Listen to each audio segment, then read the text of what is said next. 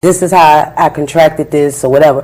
But reliving it, how often do you relive when you was first diagnosed? Well, I can't relive anything because the experience and the encounters already happened.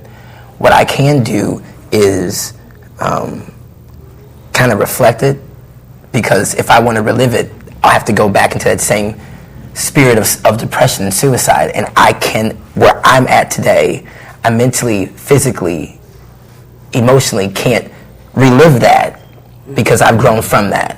But what I can do is kind of, reflect on, okay, this was a trigger point in, how I reacted, so don't do that.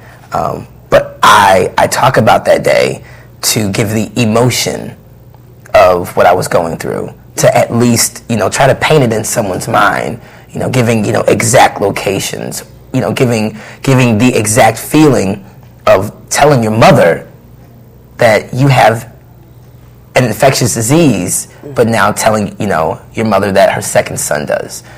Wow, but depression is it's a side effect for not having effective communication, because if you hold in depression, it festers. But if you talk about it through therapy or counselor, you get that out of you, so it can't fester. Right.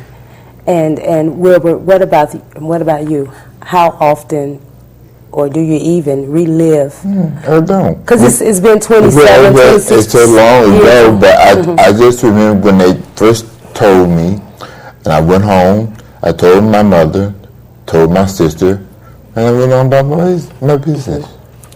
So, because you contracted it through a relationship. Correct. And you also had to deal with the attitude that the person that you actually contracted it from, you had to deal with him, because the attitude was nonchalant coming from him. Basically, am I correct? Basically. And he was one of those type of people, David, that was willing to keep spreading.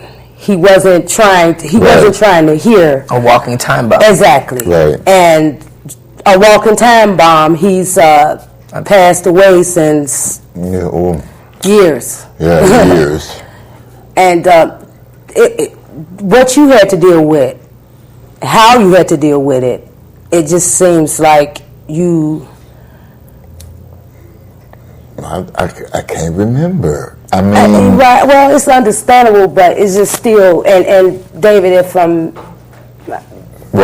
did I forget something, or did it? Like you say, not remember, but I can't think. You just keep going. You have to keep going. You can't keep reliving it. Everyone's not strong enough to even have that capacity to want to have that place in their mind, so they fill it up with other things. You have to understand something. Everyone's not equipped to deal with everything. For some people it happened, they're like, okay, I remember when, but everything else other than that, I don't remember, because it was what it was.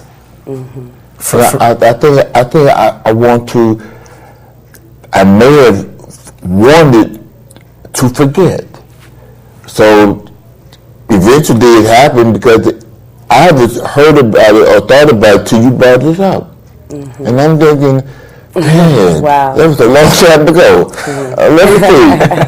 No, I told Mom, and went back to work. But it's also definitely a true witness that you can actually live on with HIV. Absolutely. As long as you take care of yourself. Yeah.